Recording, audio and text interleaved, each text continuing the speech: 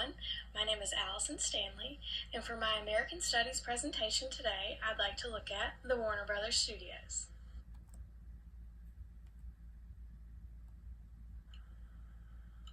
Warner Brothers has been such a huge competitor from production to animation and cartoons since the very beginning. They have given us some of the classics, like the Looney Tunes. Bugs Bunny, Daffy Duck, Tweety Bird, Sylvester, and Wile E. Coyote, just to name the few iconic faces that you see here. And they also introduced us to Porky Pig in one of the most iconic endings to a cartoon.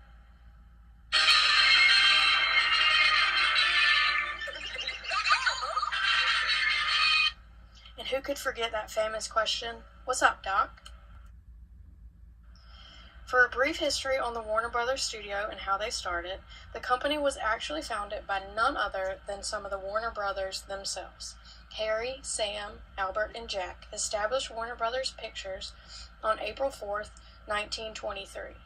They had always had an interest in film, though, and many years before that, in 1903, they began traveling around with their portable projector to Ohio and Pennsylvania to show films that they had acquired. By 1907, they had already opened 2 theaters in Pennsylvania, and within the year acquired over 200 film titles. Within a few years, the brothers knew that the growing scene in California was where they needed to be. Hollywood was getting really big during this time, and the golden age of animation was beginning, and most of the big productions were being produced in California. So, they purchased property on Sunset Boulevard and began producing some of the classics. Today, the production company owns over 8,300 feature films and over 5,000 television programs. In 1927, the Warner Brothers broke one of their first, releasing the world's first talkie, a talkie being a film with synchronized sound.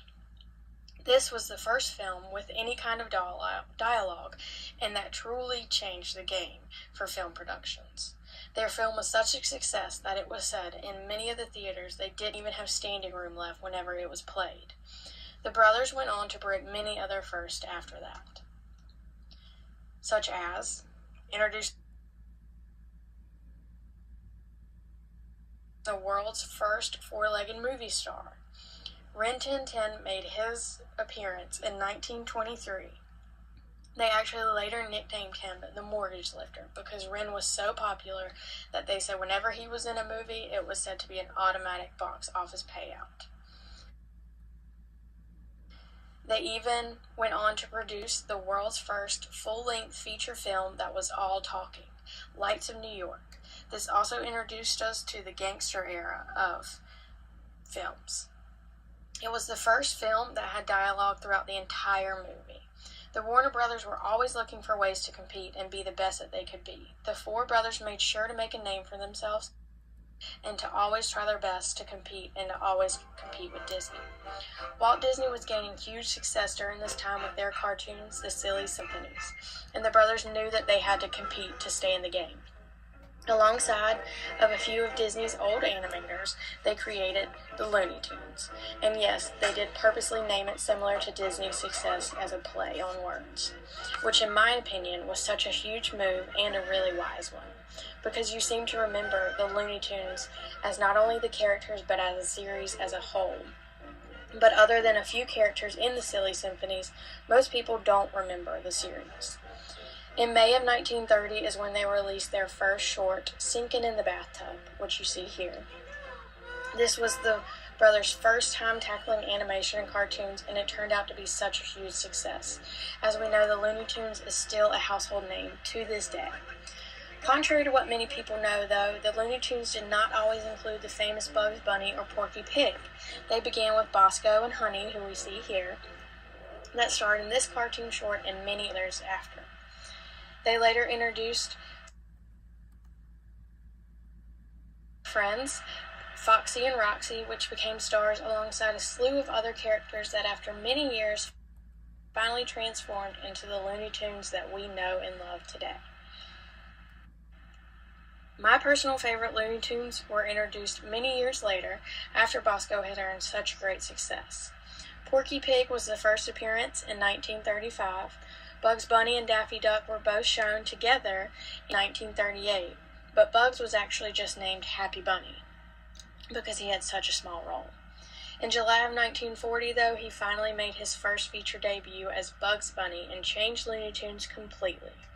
Within a few years of one another, all of the other Looney Tunes that we know today made their debuts. Looney Tunes is really what changed the game for the brothers and their growing production company. This helped them get in the door of animation and really grow their income so they could spread it through so many other projects. People believe that Looney Tunes had a comedy about them and were just so much different than the Disney cartoons, and had things the Disney cartoons just never really had. It was viewed that while the Disney cartoons always had a feel-good story and a couple of laughs, the Looney Tunes actually gave their characters personalities. Each character had their own personalities and traits, and that made people want more. Disney was known for their gag-driven characters, while Looney Tunes built on that and made them character-driven while creating comedic gags that everyone loves. Everyone can remember Bugs' witty banter and Daffy's short temper. The Looney Tunes turned out to be such a success story for Warner Brothers. With hundreds of shorts alone, the stars have turned into so many spin-offs, from movies to other television shows like Tiny Toons and one of my all-time favorite movies.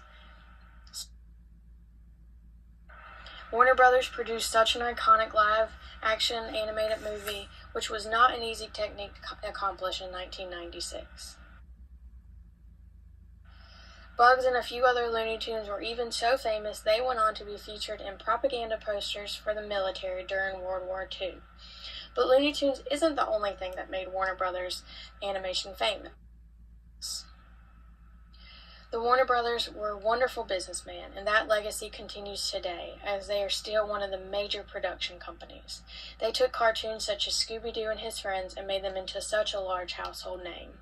Warner Brothers also owns DC Comics, so they have produced numerous animated movies and television shows on so many of their comic characters, and not to mention the vast amount of spin-offs with Tiny Toons. There are thousands of feature films that they have produced, such as the Lego Movie, so many Batman and Superman movies, and Teen Titan movies, just to name a few.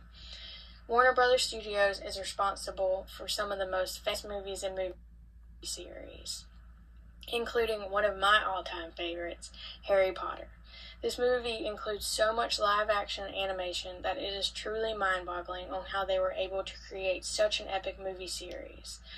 Warner Brothers may have started out small, but they continue to be one of the dominating companies, not only in production, but with business as a whole.